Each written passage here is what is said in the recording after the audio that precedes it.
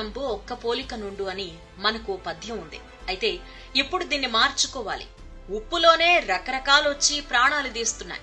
ఈ ఉప్పు వల్ల పక్షవాతం నుంచి పిచ్చి వరకు వస్తున్న ప్రభుత్వం పట్టించుకోదు ఈ దేశంలో. ఇప్పుడు మీకో షాకింగ్ న్యూస్.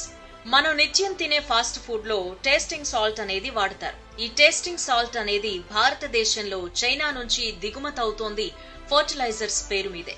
ఇది తినే ఆహార విషయ సూచికలో లేదు. ఇది చైనా ఒక ప్రత్యేక పథకం కింద భారతదేశంలో యువతని బీపీకి, షుగర్లకి, రోగిష్ట్లను చేయడానికి ఒక ప్రయోగంగా భావించబడుతోంది.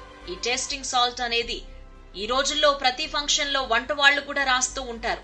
కానీ చైనాలో దీన్ని వాడితే ఉరిశిక్ష విధించే విధానం కూడా ఉంది. భారతదేశంలో మాత్రం దీన్ని ఇంకా వెలుగులోకి తీసుకురాలేదు.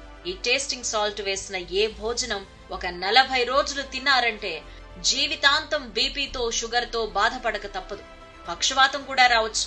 ఈ విషయాన్ని మాధ్యమాల్లో చర్చించి దీన్ని వ్యతిరేకించి ఒక మహా ఉద్యమంగా తీసుకొస్తే గాని ఈ భారతదేశంలో రోగిష్ఠులు తగ్గరని కొన్ని సామాజిక సంస్థలు ఢిల్లీలో చర్చించాయి, హెచ్చరించాయి, ఉద్యమించాయి. అయినా సరే చస్తే చావమని మన ప్రభుత్వం నిమ్మకు నీరెత్తినట్టుంది.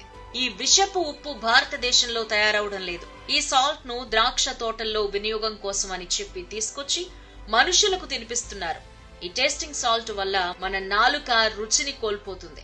నాలుక బండబారిపోవడమే కాకుండా మేధోశక్తిని కూడా ఈ సాల్ట్ నాశనం చేస్తుందని నిపుణులు అంటున్నారు. దీనిపై వెంటనే పరిశోధన చేసి ప్రజల ప్రాణాలు కాపాడాల్సిన అవసరం ఉంది.